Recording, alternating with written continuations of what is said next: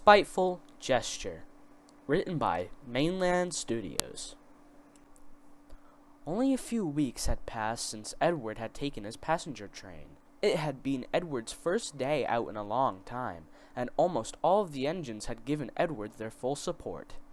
However, two did not. Gordon and 98462 were quite displeased with Edward. 98462 was one of 3 engines bought by the fat director to the railway on trial. He didn't have a name, just a number. 98462. He and Gordon had a great deal in common. They were both rude and cocky. However, the engine never seemed to know when enough was enough. "Huh! You finally managed to make it out of the station," cackled 98462 as Edward backed down into the sheds one night. Edward had just returned from his passenger run and was feeling quite proud. "What a useless engine you are, Edward. I'm sure we'll be hearing plenty of complaints from the passengers tomorrow. You must have been running late all day." The others gave 98462 a foul look, but Edward just smiled. "Actually, we were right on time. I'm very happy to be useful again," he chuckled. Edward knew that as long as he did not let 98462's words bother him, the engine wouldn't berate him for long. And soon enough, not getting any sort of reaction out of Edward, the big blue bully drifted off to sleep.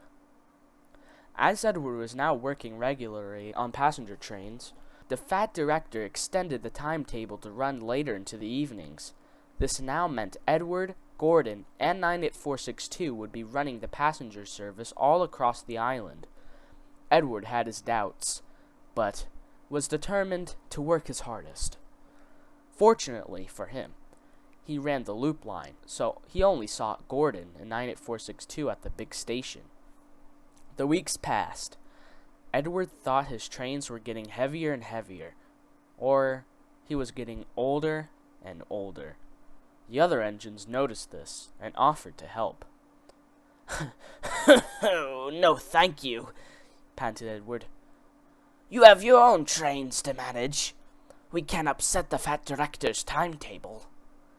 Little did Edward know 98462 heard everything and made a plan. Edward arrived at the big station to collect his first passenger train. When he arrived, he saw there were no coaches. "Thomas must have woken up late again," he thought. He was just about to collect some more when 98462 came hooting and wheeshing into the platform with Edward's coaches. "No need to fret," he said snootily. "I'll be taking your train today. We mustn't upset the fat director's timetable." He laughed loudly as the guard blew his whistle and set off. Edward was upset, but he thought it was best to get on with his work. That evening, Edward was backing into his berth as 98462 was boasting loudly. "We don't need Edward anymore. I've proven I can manage 2 trains at once. Why keep him around when all he does is get in the way?" "Edward helped build these rails that you run on," fumed Thomas.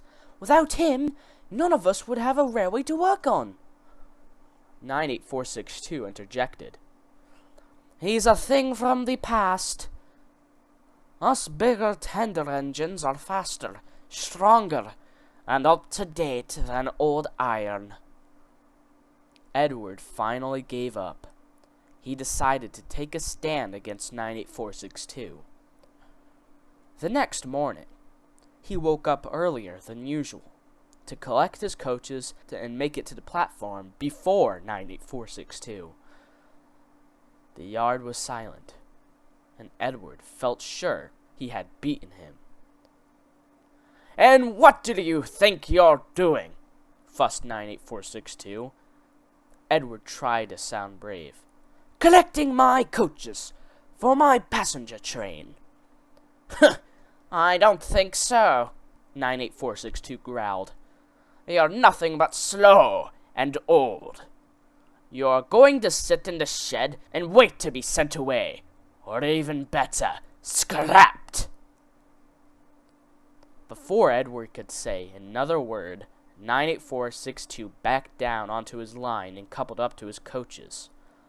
Edward's heart sank, but not for long. "And just what do you think you're doing?" bellowed a familiar voice. It was the fat director. Collecting my train, sir," 98462 replied, trying to look as innocent as he could. "From what I have seen, this is not the case at all. I've had passenger complaints, saying that they were taken to the wrong stations. And, fellow workers complaining about your treatment to the others." 98462's face turned white as a ghost.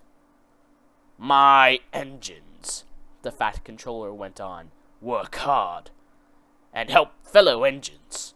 You have done neither of those. Let me remind you, I brought you to work here on trial, and I can see you're not fit to my railway. You should go back home, to the other railway, tonight. For now, I want you to go back to the sheds immediately." 98462 couldn't muster up a response, so he sulked back to the sheds. The fat controller turned back to Edward. "You must understand, Edward.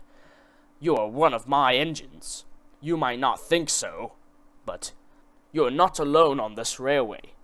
If you have any troubles, you must come and see me right away.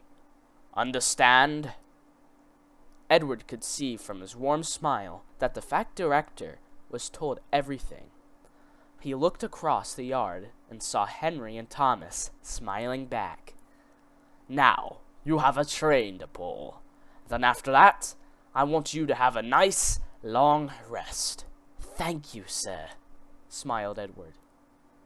As he set off, he felt his position on the fat director's railway was secure, and had no more troubles from that day on.